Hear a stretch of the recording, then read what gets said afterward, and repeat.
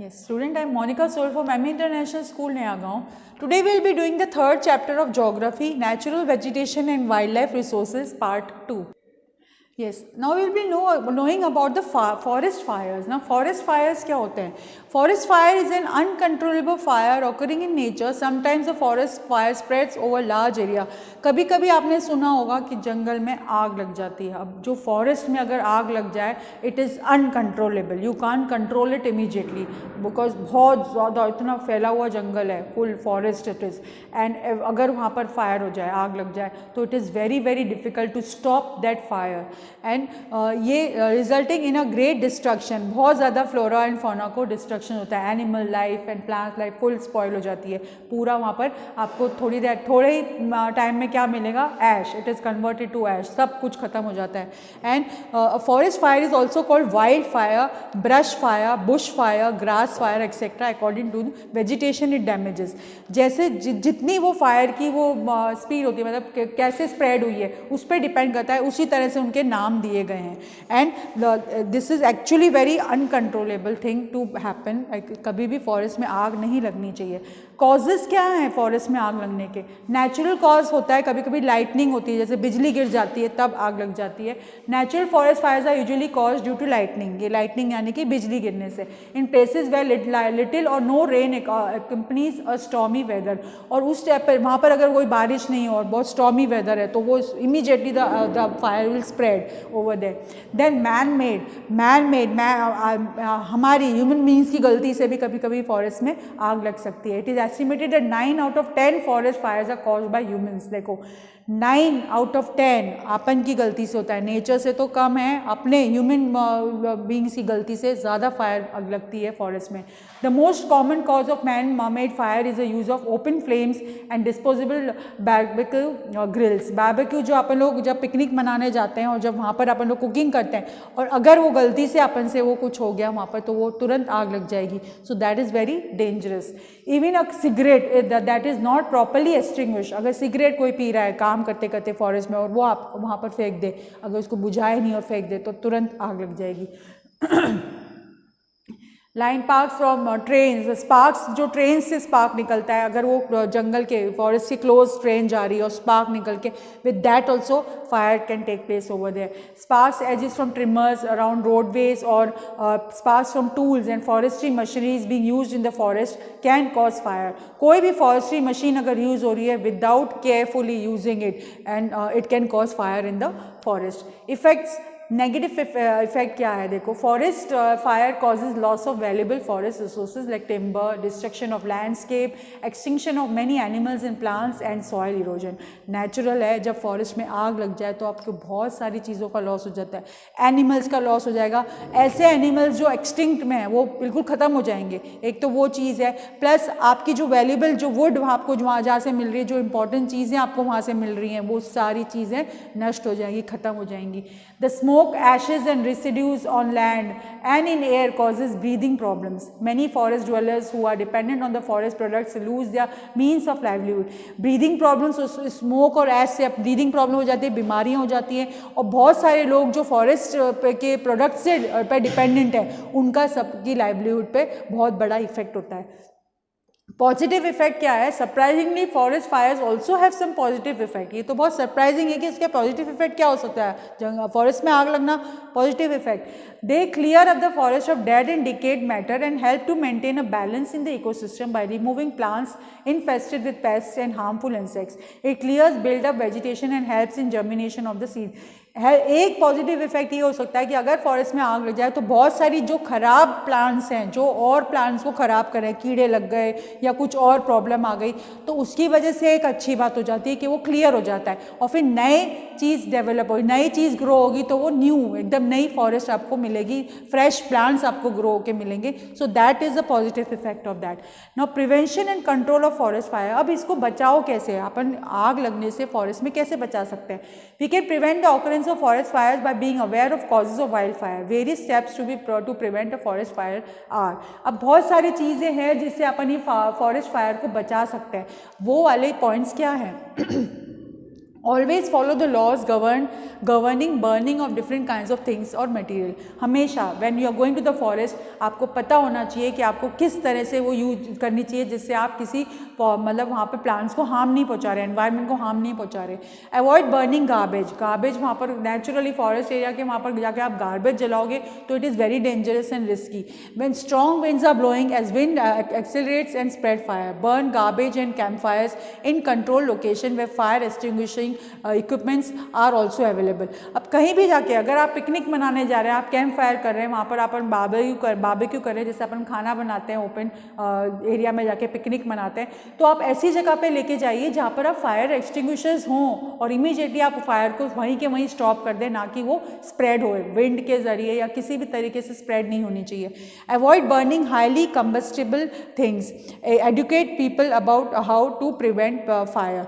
एक तो burning combustible जो बहुत जल्दी फायर पकड़ने वाले वो चीज़ें यूज़ नहीं करनी चाहिए। दूसरा अपन लोगों को पब्लिक को एडुकेट करना चाहिए कि फायर को आप प्रिवेंट कैसे करोगे, अगर फायर लग भी गई तो उसको इमीडिएटली बंद कैसे करना है। Authorities should place sensors and monitor forest to help in early detection of fire।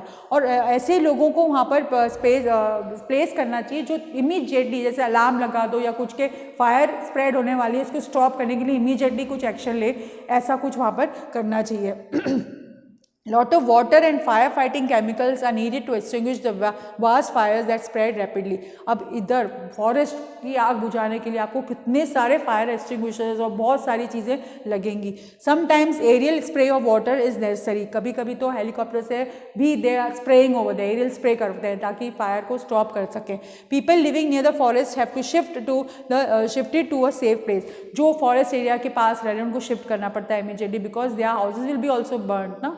The fire spreads मतलब वो आपको बिना स्टॉप करे वो बढ़ती है fire, you can stop it immediately. Natural barriers like rivers, lakes and ridge tops have to be marked by firefighters। A 10 to 20 meters wide belt of land is cleared of tree to form an artificial barrier to keep the forest fire at bay। अब ये सारे जो बना रखे हैं barriers बना रखे हैं to stop that। To control a forest fire we must break the fire triangle of fuel, temperature and oxygen। This can be done either by robbing the fire of the fuel or by reducing the temperature and the supply of oxygen। बहुत सारे methods उन्होंने use करे हैं जिससे आप fire को stop कर सकते हैं immediately. Grasslands, the areas that receive lesser rainfall have grasses growing between trees. अब ग्रासलैंड्स क्या है, जो एरिया है जहाँ पर रेनफॉल कम होता है वहाँ पर क्या होता है, प्लांट्स के बीच में जो ग्रासेस वहाँ पर उगती हैं। These areas with long grasses, जो ऐसे एरिया जहाँ पर आपको लॉन्ग ग्रासेस ग्रो मिलते हैं ट्रीज के बीच बीच में, उनको covering wide stretches of land is called grassland. ज़्यादातर आपको वहाँ पर लॉन्ग बहुत लंबी हाइट की ग्रासेस मिलेंगी, इसको ग्रासलैंड बोलते हैं। Half the area of the world is covered by grasslands. The location and extent of grassland depends upon the rainfall the region receives. Grasslands are broadly classified into 2 types. अब ग्रासलैंड्स भी आपको 2 types में मिलेंगी, that is tropical and temperate grasslands।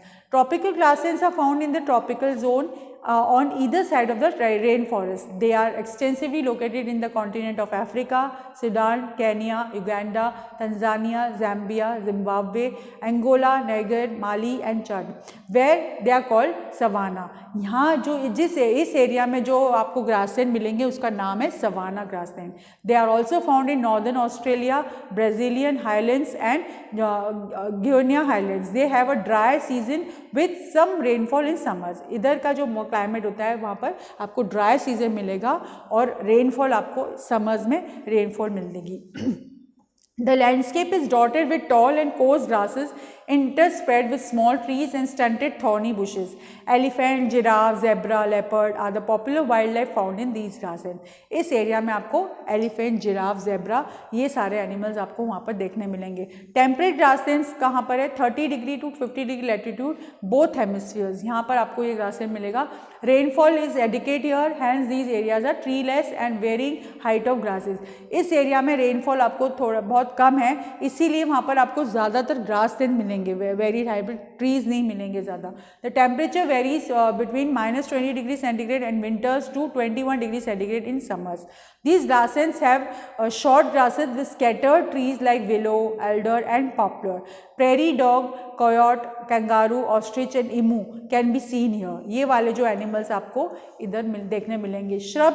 Shrubs क्या होते हैं? The areas with very high and low temperatures and less rainfall, shrubs are also found. Normally they grow in hot deserts and called tundra regions. Cold tundra regions में आपको ये shrubs मिलेंगे या फिर hot deserts में छोटे छोटे जो trees होते हैं उसको shrubs बोलते हैं.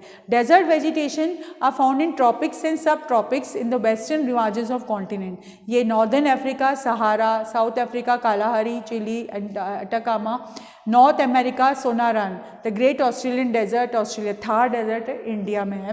The climate in the desert is very hot and no or very little rainfall. Desert area का क्लाइमेट तो बहुत ज़्यादा हॉट रहता है और रेनफॉल तो होती भी है या फिर बिल्कुल ही नहीं होती. Sometimes it is there is no rainfall only. Vegetation here comprises of stunted trees and shrubs with thick and spongy stems, long roots and thorny wax coated leaves which help them in retaining water. Cactus, kicker, babul trees, thorny bushes, coarse grass and date palms are the main vegetation of the desert. इस वाले area में जो desert area में आपको जो leaves और plants ऐसे मिलेंगे जिसमें वाटर होती है, so that they can stay for a long time. They soak the water inside and they can remain for longer times when there is no rainfall over there. तो वो लोग वहाँ पर टिके रहते हैं, इनको कुछ हार्म नहीं होता है इन वाले ट्रीज को, because they store water in them. Cold deserts are found in temperate regions in Asia and South America. They include Gobi. अब यहाँ पर ये cold जो region होता है, desert regions हैं, in Gobi desert, Tibetan plateau in Asia and Patagonian desert in South America. Cold deserts are mostly barren. Cold deserts हैं वो ज़्यादातर बैरन होते हैं. यहाँ पर आपको ट्रीज़ ज़्यादा देखने नहीं मिलेंगे, बैरन लैंड होता है. वहाँ पर आपको कोई कल्टीवेशन वगैरह ये सब चीज़ें, ग्रीनरी बहुत कम देखने मिलती है. Tundra vegetations are located to the north of the Arctic Circle in the northern hemisphere and upper area of high mountains. These regions are extremely cold. They are mainly found in Eurasia and North America. Very cold region. The vegetation comprises, यहाँ पर आपको vegetation क्या मिलेगा? Mosses, lichen and grass which grow in the slightly warmer region. Beech, willow and variety of flowers also grow here. Polar bear, walrus, caribou, silver fox and mink are the common species of animals found in this area. Here natural vegetation of India. Here we will see how these they have divided. Now natural vegetation of India. Here the natural vegetation is what? See, vegetation varies depending on the climate of the different regions. By and large, India experiences tropical monsoon climate. India में कैसा climate है? Tropical monsoon climate and slight regional variation. A large part of India receives adequate rainfall to support dense growth of forests. ज़्यादातर part India का जो है वहाँ पर rainfall बहुत अच्छी होती है. That is why there is dense growth of forest over here we find in India. Here we will see how the rainfall over here they have given in this table, and you have to read it carefully, how much rainfall is there, location and the vegetation found in this area. Now how to conserve the natural vegetation? How conserve means how to protect the natural vegetation. अपन को इसको कैसे बचाना है natural vegetation को. We have already learnt about the usefulness of forests. Unfortunately, man is destroying them in number of reasons. Trees are burnt, felled and forests are cleared to make land available for agriculture, industry and settlements. ये जो है अपन जो natural vegetation को है, natural जो trees है, forest है, अपन उसको कट कर रहे हैं. Y?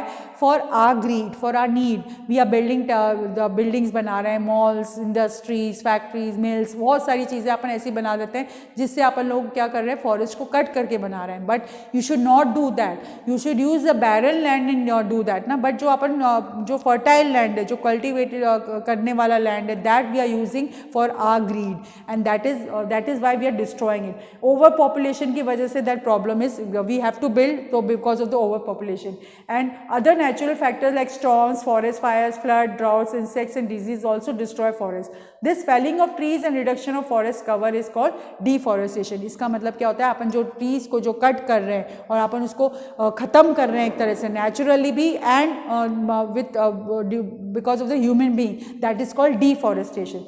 There are a number of harmful effects of deforestation. Like देखो, अगर deforestation करेंगे तो अपन को क्या क्या होगा. एक तो soil erosion is there, hill slopes becoming barren, increase in temperature, decrease in rainfall and destruction of wildlife habitat. पूरे अपन wildlife का जो घर है, एक तरह से उनका shelter है, उसको ख़त्म कर रहे हैं. We are the temperature is increasing. Land जो है हम उसको क्या बना रहे हैं, barren land बना रहे हैं, पूरे greenery हम ख़त्म कर रहे हैं. And then we are decreasing the rainfall also, because we are cutting down the trees, we are decreasing the rainfall also. There is an urgent need to stop deforestation and protect our natural vegetation from exploiting and destruction. हमें ये बहुत जल्दी deforestation को stop करना होगा. And if we are cutting the trees, we have to grow. We are cutting 10 trees, we at least grow 2 more trees, so that keep the balance. But हम balance नहीं बना रहे, हम उसको ख़त्म कर रहे हैं. And increase the area under forest cover by planting more trees or afforestation. When you are planting more trees, it is called afforestation, and we have to do afforestation and not deforestation. That is very bad. And declare cutting or destroying of trees as an illegal. अब अगर अपन cutting or destroying tree को illegal punishment अगर अपन दे दें तो no one will do that thing. No one will cut trees. Protect forest from forest fires. हमको forest को protect करना है forest fire से. Discourage the practice of shifting cultivation, prevent overgrazing of animals. हमें shifting cultivation को practice को discourage करना चाहिए और overgrazing of animal को भी prevent करना चाहिए. Encourage social forestry which involves participation of local people in planting protection. हमें सब लोगों को मिलके hands join करके and we have to grow. We have to tell the people to do afforestation. हम लोगों को motivate करना है. An international agreement called CITES, Convention of International Trade in Endangered Species of Wild Fauna and Flora, ensures that trade in wild plants and animals does not threaten their existence and lead to their extinction. India has a long-term plan called the National Forestry Action Program for increasing forest cover and preventing deforestation. इसकी वजह से हम लोगों ने बहुत बड़ा एक cover किया है नेशनल फॉरेस्ट्री एक्शन प्रोग्राम ने कि हमें कैसे फॉरेस्ट को बचाना है एंड डिफॉरेस्टेशन को हमें स्टॉप करना है. It aims in to bring 1/3 of the total land area under forest cover.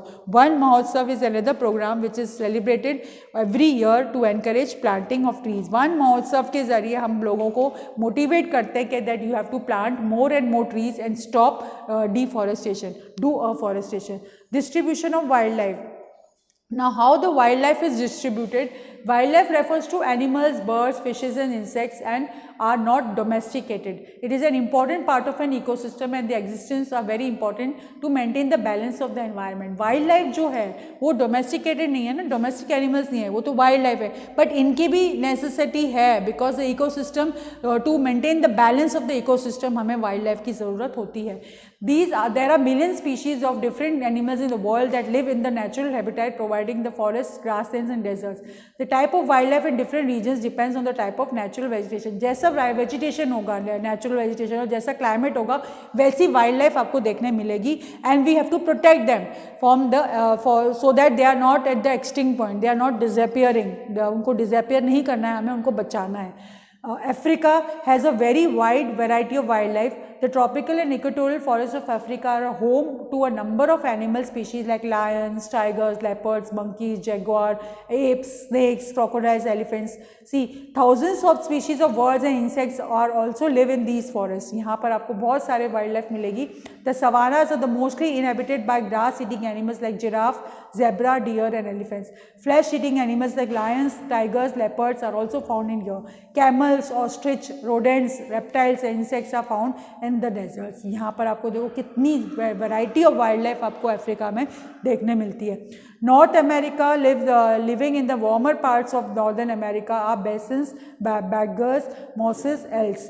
अगर हम इनको protect नहीं करेंगे तो एक time आएगा that we will just know the names of the animals, we will not see them. Animals with thick fur like reindeer, polar bear, Arctic fox, sables and masked oxen are found in the golden north part of the continent. South America में we will find rich wildlife and here monkeys, jaguar, pumas, giant turtles, alligators and can be seen in the forest. The largest bird of prey in the world, condor and flightless bird like ostrich are also found here. Anteaters and armadillos are ancient mammals of South Africa. The Andes Mountains are home to the elms and anacondas are found in the marshlands. Such beautiful wild life, अगर हम इनको protect नहीं करेंगे तो they will be the end of it. We will not able to see anything from these animals. Europe does not have much wild life because of lack of forest cover. Europe में forest cover नहीं है, that is why wild life इतनी नहीं है. Animals like wolves, wild bourse, wild sheep, antelopes, polar bears are found in the cold upper region of Europe. There are fur farms which animals like minks, sables and ermines are reared. Partridges, skylarks, cuckoos and nightingales are the birds found here. Asia has a wide variety of vegetation and climate, hence many species of wildlife are found here. Asia में आपको यहाँ पर vegetation बहुत ज़्यादा है, climate भी suitable है, that is why you find wildlife और आपको यहाँ बहुत सारी मिलेगी. Tropical regions have animals. अब यहाँ पर जो animals आपको मिलेंगे tropical regions में वो है lion, tiger, leopard and temperate region में आपको क्रेन, हेरॉन्स, फॉक्स, बेयर्स ये आपको यहाँ पर देखने मिलेंगे. Australia animals are marsupials which carry their babies in their pouches. Kangaroo, koala and wallaby are some marsupial found here. जो कंगारू है उनका एक बैग होता है आगे, उसमें वो अपने बेबी को रख के चलते हैं. The birds consist of emus, kingfisher also known as kookaburras and lyre birds. The duck billed platypus is another usual animal found in Australia. See these names, only the kangaroo we have heard, many of the names also we have not heard. लेकिन अगर हम इनका care नहीं करेंगे so we will not able to see also, we will not see these animals one time. Antarctica also is a snow-bound. Many animals, birds are found in their regions over here. Antarctica तो यहाँ full snow cover है, that is why you find penguins over there. उनकी thick skin होती है, that we will find over here. Small white dove आपको मिलेगा. Coastal regions में you will find seals, albatross या whales and krills are found in Antarctica. ये वाले जो एनिमल्स हैं उनकी कैसी होती है, थिक स्किन होती है, so it is suitable for the cold climate over there in Antarctica. अब हमको एनिमल्स को कंजर्व कैसे करना है. These animals are there, I told you we have to protect them, we have to conserve them. Climate factors like floods, landslide, tsunamis, forest fires, human activities like deforestation, construction and hunting of animals for their height, tusk, horns and feathers have caused great damage. अब natural calamities की वजह से तो होता ही है, but human beings for their greed, for their they want the skin of the animal, they want the tusk of the animal, तो उसको वो मार देते हैं. That should not happen. So we have to protect the animals from that. And for that what we have, the people, the government has done many things. This has lead to extinction. See we are killing the animals, so they are at endangered, and that is why we have to protect these animals from being killed by anyone. These is an urgent need to protect our wildlife from further damage. अब कैसे, कौन से veg हमने लिखे. Strict law पास हो जानी चाहिए जिसमें एनिमल किलिंग को स्टॉप करना है. We don't have to allow the animals to be killed, we have to pass a strict law. Trading, animal products की जो ट्रेडिंग होती है उसको स्टॉप करनी चाहिए. उनके जो फैदर्स है, उनकी स्किन है, उनकी टस्क है, उनकी जो बोन्स है, इनकी सेलिंग को बिल्कुल स्टॉप कर देना चाहिए. अवेयरनेस अमंग्स पीपल, हमको पीपल को अवेयर करना है कि हमको फॉरेस्ट और वाइल्ड लाइफ को कंजर्व करना है, उनको बचाना है. We don't have to kill them, we don't have to destroy the wild life and the natural vegetation. School children should be encourage to participate. School children को motivate करना है, उनको पार्टिसिपेट करवाना चाहिए इन प्रोग्राम में, जहाँ पर उनको बताना चाहिए कि how we should protect the wild life. National parks, wild life sanctuaries, biosphere reserves, ये सारी चीज़ें हमको बनानी चाहिए जिसमें अपन वाइल्ड लाइफ को सिक्योर करके रख सके, where the people can not kill them. So as CITES prohibits trade in animals. ये जो है CITES, उन्होंने ट्रेड जो है एनिमल्स की जो प्रोडक्ट्स की ट्रेडिंग है उसको स्टॉप करवाया है. It also says that conservation of vegetation and wild life to go together since animals are dependent on natural vegetation. Vegetation और वाइल्ड लाइफ दोनों साथ में चलते हैं because they are both dependent on each other. Another international body जो है WWF, that is world wide fund for nature, promotes welfare and conservation of animals. ये भी आपको बता रहे हैं कि how we should protect and conserve the wildlife and natural vegetation. Thank you.